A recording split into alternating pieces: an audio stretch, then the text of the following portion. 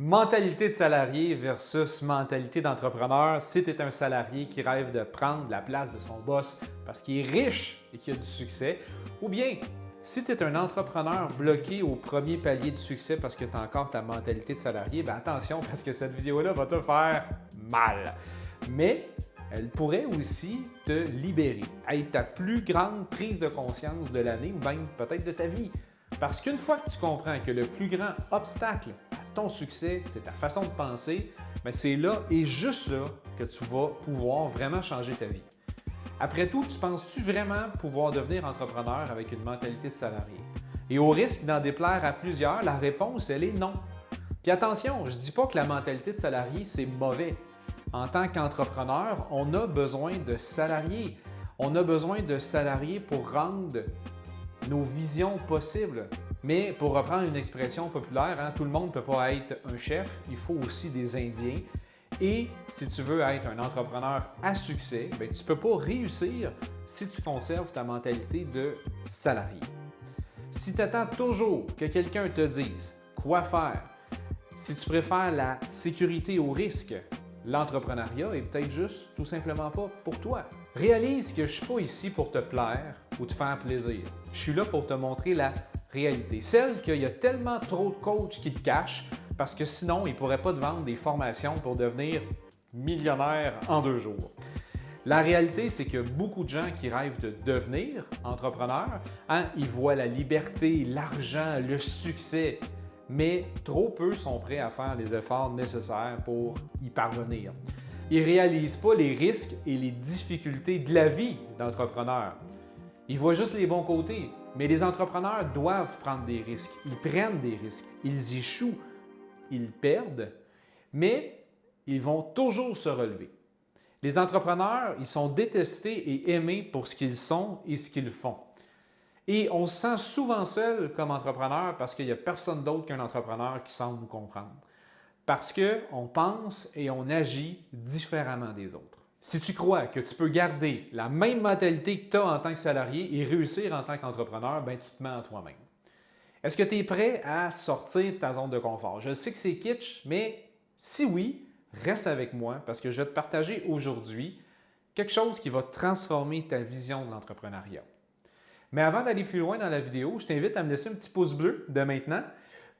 Ça me fait plaisir, OK, c'est vrai. Et aussi, ça aide ma chaîne à se faire connaître. Donc, merci d'avance pour ton coup de pouce. Également, si ce n'est pas déjà fait, profite-en pour t'abonner à ma chaîne, active les notifications pour ne pas manquer mes prochaines vidéos, mes lives, mes shorts, les épisodes de mon podcast, le Copy Show que je publie ici également toutes les semaines.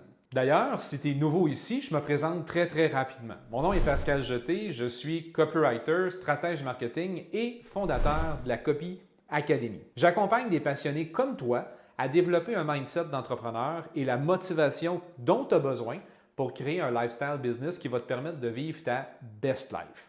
Je te donne également des stratégies pour structurer ton message marketing, attirer plus de clients, vendre plus efficacement tes produits et tes services en ligne. Bon, maintenant que la table est mise et que tu es encore là, je te dis ça parce que j'ai l'impression que mon watch time a radicalement diminué dès que j'ai dit que ça allait être difficile et qu'il fallait faire des efforts parce que malheureusement, la majorité des gens sont partis aller chercher la carotte dorée ailleurs.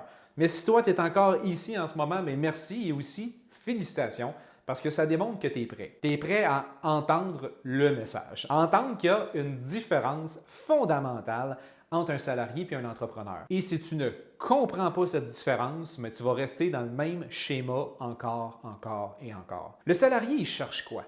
Il cherche la sécurité. Il veut son chèque à la fin du mois ou 2 semaines. Il veut être certain que tout est stable, prévisible, sous contrôle. Il veut une routine, il veut des directives. On lui dit quoi faire, quand le faire et comment le faire. Il ne prend pas de décision, il suit les ordres. Et le plus gros stress pour un salarié, c'est de penser qu'il peut échouer, faire une erreur, perdre son travail. Il va travailler pendant 30-50 ans pour éventuellement prendre sa retraite, profiter de la vie, voyager, passer du temps avec ses proches, tout ça, des rêves de salarié. Mais un entrepreneur, lui, l'entrepreneur, il vit pour le risque. Il vit aussi pour la liberté de profiter de la vie avant que la vie profite de lui. Pour créer quelque chose de plus grand que lui, pour avoir un impact positif, inspirant autour de lui. Et pour ça, il est prêt à sortir de sa zone de confort à chaque jour. Parce qu'il comprend que sans risque, il n'y a pas de récompense. No risk, no business. Un entrepreneur, il sait que l'échec, ce n'est pas une option. C'est une obligation sur le chemin vers le succès. Il comprend qu'une erreur, c'est un apprentissage. Ce n'est pas une finalité. Ce n'est pas la fin du monde. Et c'est là qu'il y a beaucoup de gens qui se trompent, en fait. Ils veulent les avantages de la vie d'entrepreneur sans en accepter les inconvénients. Ils veulent le gain sans le risque, le succès sans de la douleur. Mais laisse-moi te dire, tu ne peux pas avoir les deux. Et fuis n'importe quel expert qui te dit que tu peux réussir facilement en affaires. Attention, ça n'a pas besoin d'être fastidieux, mais ça ne sera pas nécessairement facile. Si tu restes attaché à tes besoins constants de sécurité et de facilité, tu ne seras jamais libre. D'ailleurs, c'est ce besoin de sécurité-là qui freine ton potentiel en ce moment. C'est cette zone de confort-là qui te maintient coincé dans le même cycle année après année après année. Parce que tu cherches la sécurité. Et tant que tu cherches la sécurité, tu joues petit. Et si tu joues petit, tu ne peux pas gagner gros. Puis tu sais, regarde autour de toi.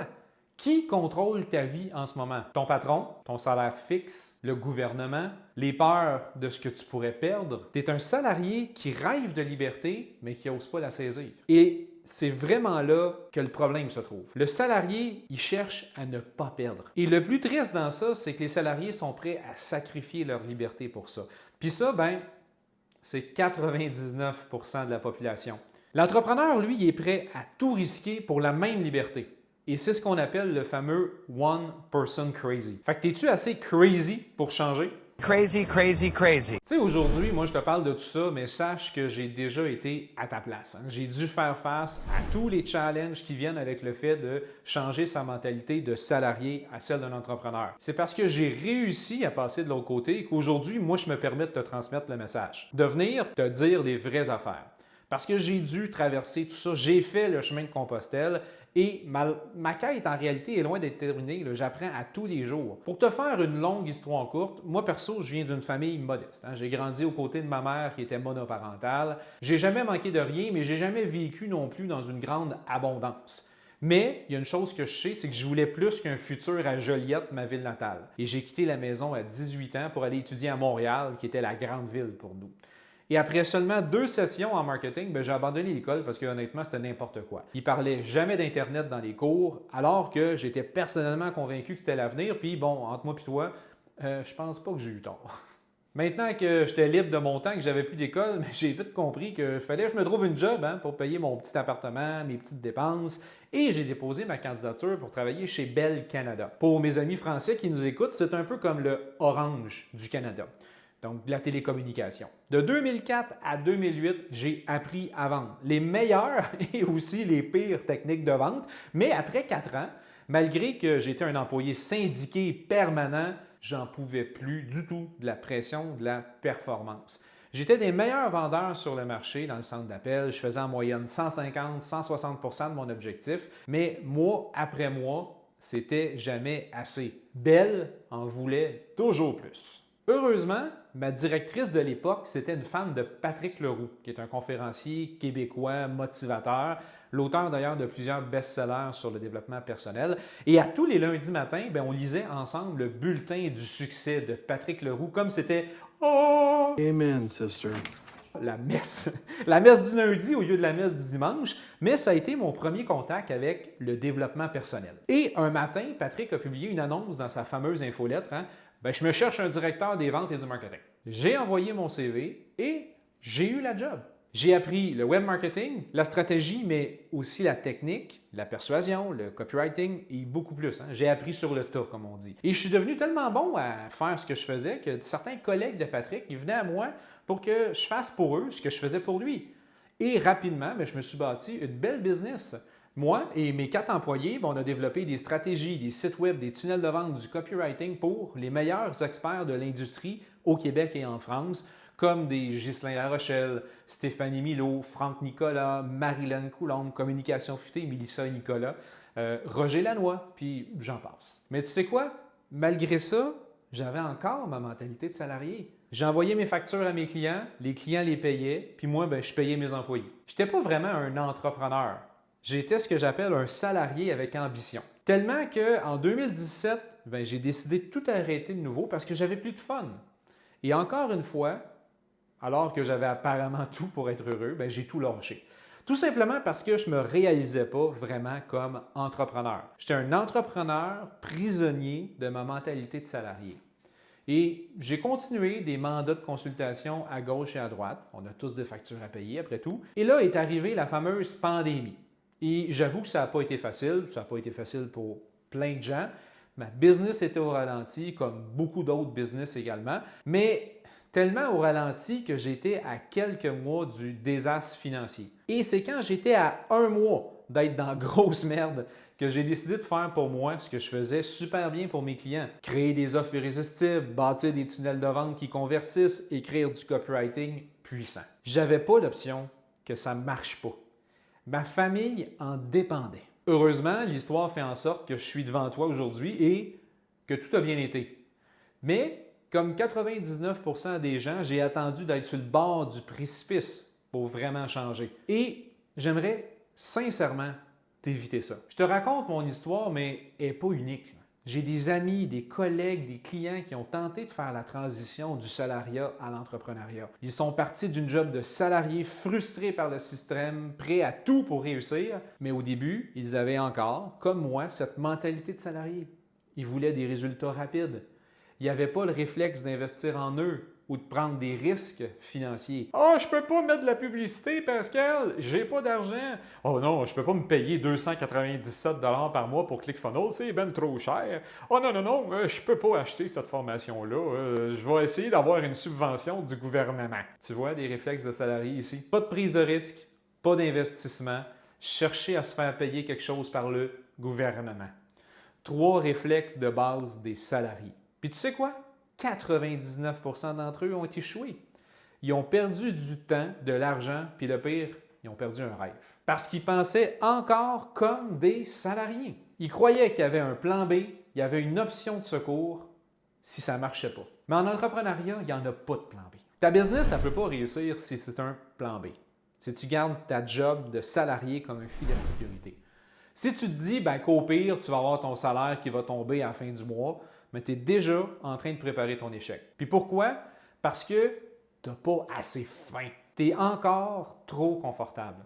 Tu sais que même si tu ne fais pas l'effort nécessaire pour faire marcher ta business, tu vas avoir ton salaire à la fin du mois. Mais quand vient le temps de travailler sur ta business le soir, après ta journée de travail, tu vas te dire que ça peut attendre à demain. Tu es trop fatigué. Même chose quand viendra le temps de créer ton offre irrésistible, ta page de vente, ton outil gratuit, tes courriels, tes séquences de suivi, ton contenu vidéo, ton blog, tes publications sur les réseaux sociaux, et j'en passe. Et c'est ça le problème. Ton confort tue ton ambition. L'argent entre quand même.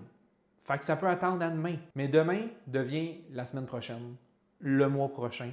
Et au final, il n'y a rien qui se passe. Et j'en connais des gens qui remettent à plus tard, depuis 10 ans, même plus. Tout simplement parce que quand tu n'as pas faim ou tu n'as pas assez faim, tu n'es pas prêt à tout donner.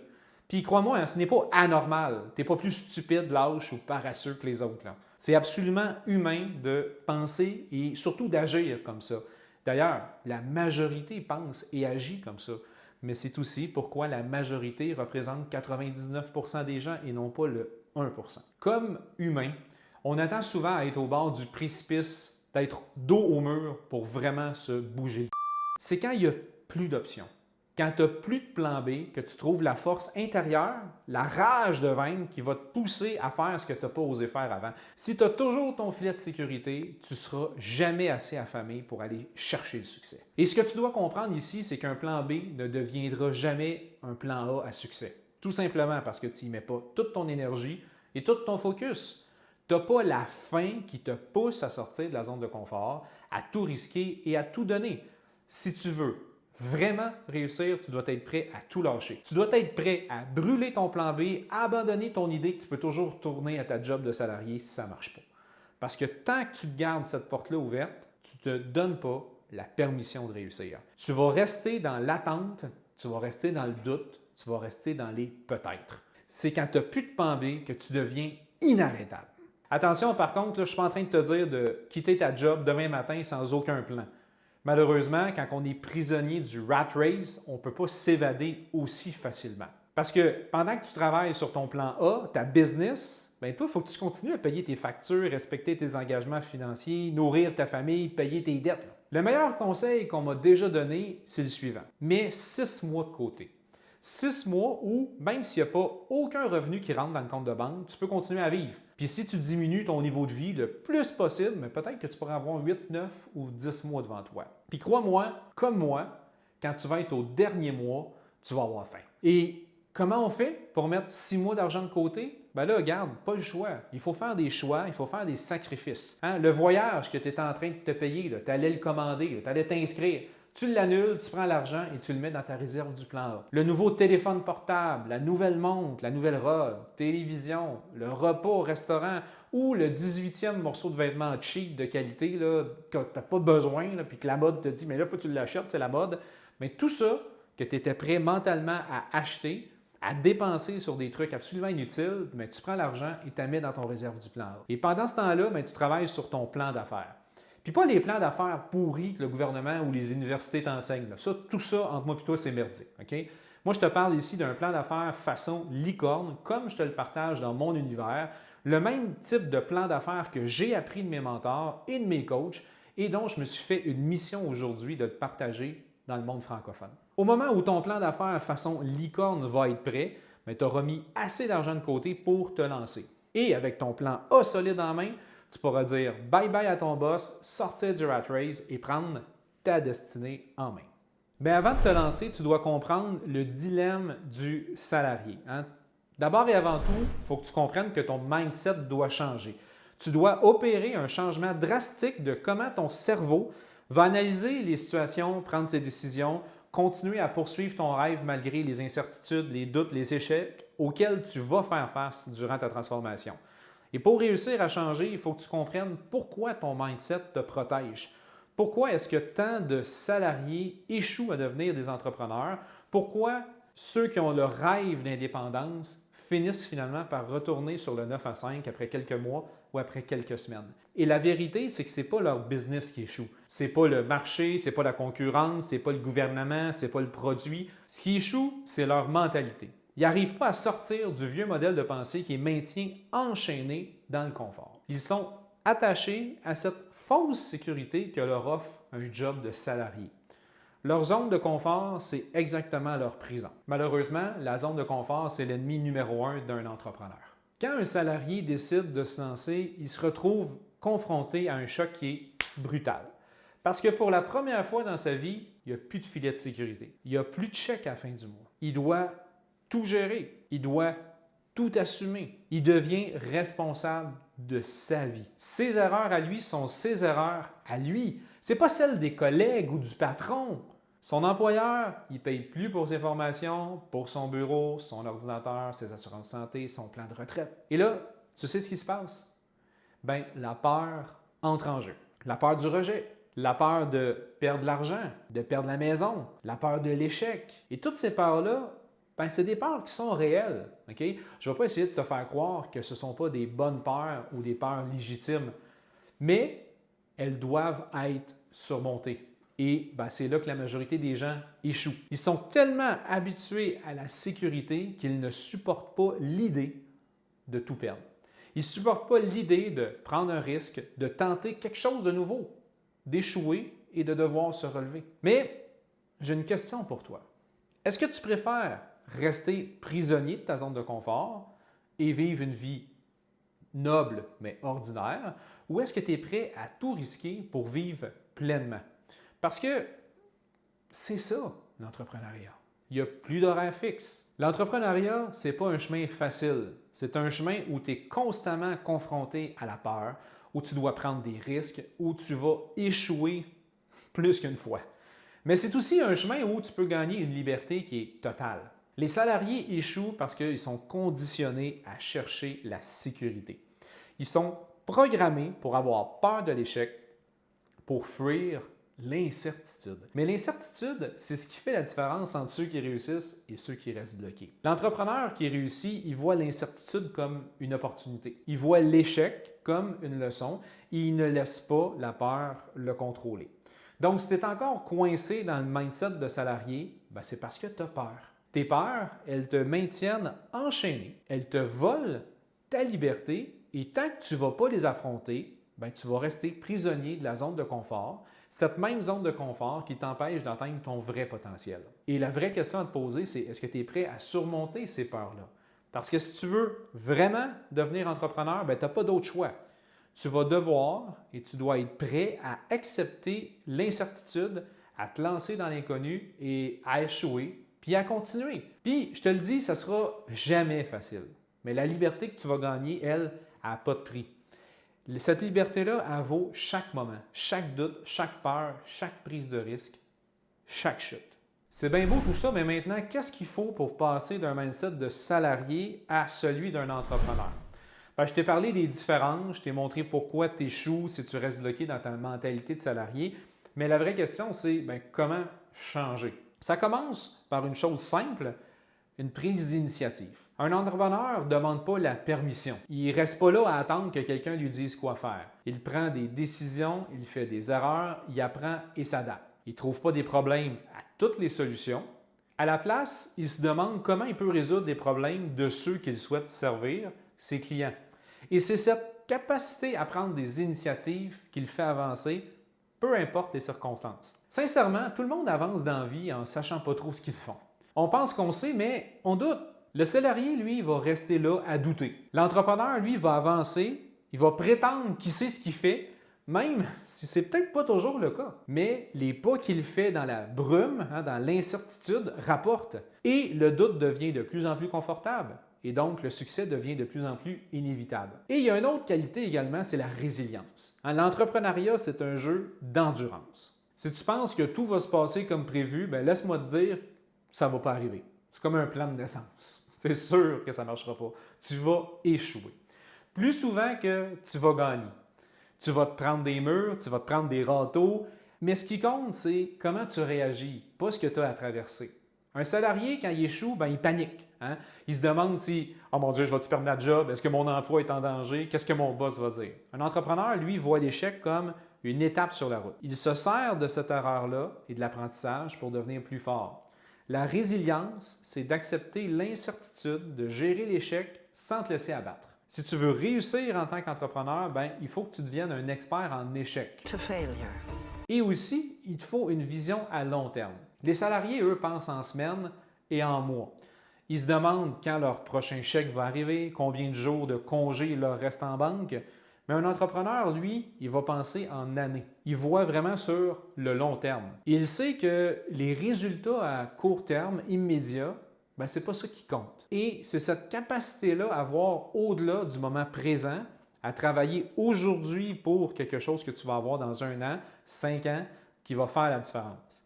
Si tu cherches des résultats rapides, tu es déjà en train de perdre. La vraie question à te poser maintenant, c'est est-ce que tu es prêt à sacrifier ta sécurité pour la liberté et un potentiel illimité? Si oui, le moment d'agir, c'est maintenant. Parlant de faire quelque chose maintenant, je te rappelle que si ce n'est pas déjà fait, clique sur le bouton t'abonner, active la cloche pour ne pas manquer les prochaines vidéos et aussi laisse-moi un petit pouce bleu pour m'encourager pour le contenu que je te partage. Le chemin que tu veux emprunter n'est pas facile. Il est fait d'échecs, de doutes, des nuits sans sommeil, mais il est aussi fait de liberté, de potentiel illimité et aussi la possibilité de créer une vie que toi tu contrôles, que toi tu choisis. Pas une vie où on te dit quand tu peux prendre tes vacances, combien tu vaux, ce que tu dois faire, quand tu dois le faire. Et si tu veux être vraiment libre, tu dois être prêt à tout sacrifier pour y arriver. L'entrepreneur qui réussit, c'est celui qui a compris qu'il n'y a pas de retour possible. Aujourd'hui, je te lance un défi. Okay? Je t'invite à poser une action concrète qui va te rapprocher de cette vie d'entrepreneur que tu veux vraiment. Et pour t'aider à faire le premier pas, j'aimerais ça t'offrir quelque chose. Va t'inscrire sans tarder à une masterclass gratuite que je présente très très bientôt en direct sur le web. Dans cette masterclass, je vais te dévoiler comment attirer l'intérêt de tes prospects et convertir de 2 à 3 fois plus, même si tu n'es pas un copywriter professionnel, un expert en vente ou un expert en psychologie d'achat. Et pourquoi c'est important pour toi d'apprendre ça? Pourquoi ça peut t'aider dans ton parcours d'entrepreneur? Bien, tout simplement parce que si tu veux maximiser tes chances de réussir grâce aux fameux 6 mois que tu as dans ta réserve du plan A qu'on a discuté précédemment, bien, tu dois absolument maîtriser l'art d'attirer l'intérêt de tes prospects et le plus important, c'est de convertir les clients. Autrement dit, tu dois faire des ventes et générer du revenu.